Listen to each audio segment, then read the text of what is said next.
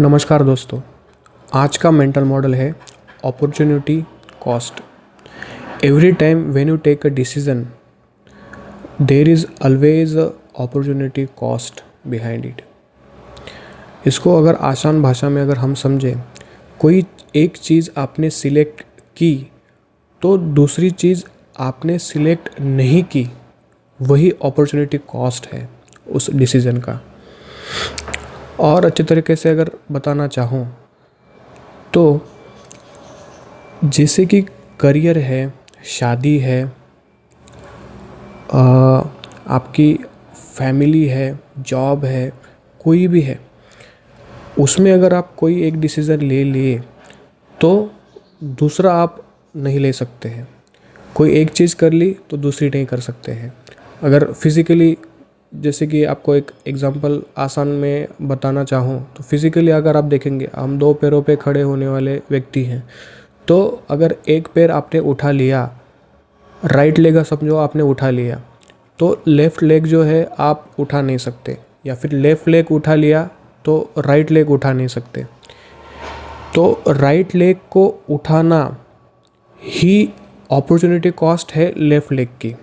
आप समझ रहे हैं कि राइट लेग उठा लिया तो लेफ़्ट लेग आप उठा नहीं सकते, यही अपॉर्चुनिटी कॉस्ट आप पे कर रहे हैं राइट लेग उठाने के लिए। तो ये जो मेंटल मॉडल है वो लाइफ के हर हिस्से में आप देख सकते हैं, इसको अप्लाई कर सकते हैं, तो इससे आपकी डिसीज़न मेकिंग बेटर होगी। और अगर अच्छी तरीके से बताना चाहूँ तो आपकी लगाई नौकरी है, ठीक है, आप अच्छी नौकरी में है, या फिर चलो अच्छी नहीं भी है, ठीक ठाक सी नौकरी है, बराबर। लेकिन आप जब वो नौकरी कर रहे हैं और अगर आप सोचते हैं कि चलो ये नौकरी छोड़ देता हूँ, 2-3-6 महीने कोई पढ़ाई कर लेता हूँ, अच्छा कोर्स कर लेता हूँ, उसके बाद में दूसरी अच्छी नौकरी मिल जाएगी, तो ये नौकरी छोड़ना ये आपका एक डिसीज़न हुआ।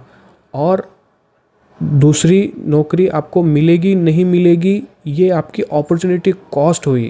तो ये एक डिसीज़न लेना कि नौकरी मैं छोड़ देता हूँ, उसकी अपॉर्चुनिटी कॉस्ट आप ये पे कर रहे हैं कि आपको नौकरी मिलेगी या नहीं मिलेगी, तो ये डिसीज़न की ये अपॉर्चुनिटी कॉस्ट है। तो जब आपको अपॉर्चुनिटी कॉस्ट पता होती है कि अगर मैं ये करता हूँ तो ये नहीं कर पाऊँगा, तो आप डिसीज़न बहुत फर्मली ले सकते हैं, अच्छे से ले सकते हैं। और इन केस वो डिसीज़न गलत भी जाता है तो आपको अपॉर्चुनिटी कॉस्ट अगर पहले से पता होगी तो उसके बारे में आप प्रिपेयर भी रह सकते हैं। और प्रिपेयर समझो ना भी हो तो वो जो दुख होता है कि ये डिसीज़न मैंने इसलिए लिया कि ये मिल जाता, आप समझ रहे ना, ये डिसीज़न मैंने इसलिए लिया कि ये मिल जाता, अगर ये नहीं भी मिलता है और आपको पता है कि ये नहीं मिलेगा तो भी मैं सह सकता हूँ, झेल सकता हूँ, तो वो अपॉर्चुनिटी कॉस्ट पहले से पता होने की वजह से आपको वो दुख जो है, दुख तो होगा ही, लेकिन झेलने की क्षमता बढ़ जाती है, अगर मैं कहूँ तो।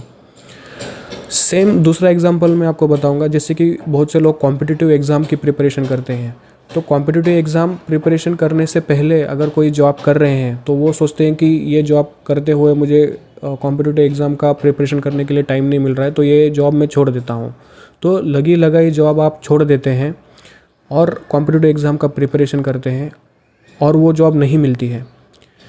मैं ये नहीं कर रहा हूँ कि आपको मिलेगी ही नहीं, आप सोचोगे कि इतना नेगेटिव क्यों सोच रहा है, लेकिन लाइफ में आपको दोनों कॉइन की जो दोनों साइड होती है वो दोनों को सोचना होता है, वही अपॉर्चुनिटी कॉस्ट है। शायद मिले आपको जॉब, शायद ना मिले, लेकिन मिले ना मिले के चक्कर में जो अभी की अच्छी आपकी जॉब है वो तो छूट गई ना, और वही दोबारा मिलने के लिए कितना संघर्ष करना पड़ेगा ये तो बताने की कोई ज़रूरत ही नहीं है। तो अपॉर्चुनिटी कॉस्ट पता होना आपको एक अच्छा डिसीज़न लेने के लिए हेल्प करता है। तो कहने का ये मतलब है कि true cost of all options you should know before making any decision in your life. आपको ट्रू कॉस्ट पता होनी चाहिए, आपकी अपॉर्चुनिटी कॉस्ट पता होनी चाहिए कोई भी डिसीज़न लेने से पहले, तो वो डिसीज़न और आप बेटर ले सकते हैं। और छोटा सा एग्जांपल मैं आपको बताऊं तो अगर आपके पास खाली टाइम है, लेजर टाइम है, और आप मूवी देख रहे हैं तो आपने ये डिसीज़न ले लिया कि मैं मूवी देख रहा हूँ या देखना है। मूवी देखना ये आपका एक डिसीज़न हुआ, और उसी वक्त पे आप एक कोई अच्छी किताब भी पढ़ सकते थे जो आपको और ग्रोथ करने में हेल्प करती। तो वो किताब को न पढ़ पाना उस मूवी देखने की वजह से ये आपकी अपॉर्चुनिटी कॉस्ट हो गई। तो क्या मैं ये कह रहा हूँ कि मूवी नहीं देखनी चाहिए? क्या मैं ये कह रहा हूँ कि हमेशा किताबें पढ़नी चाहिए? या फिर मैं ये कह रहा हूँ कि किताब नहीं पढ़नी चाहिए, मूवी देखनी चाहिए?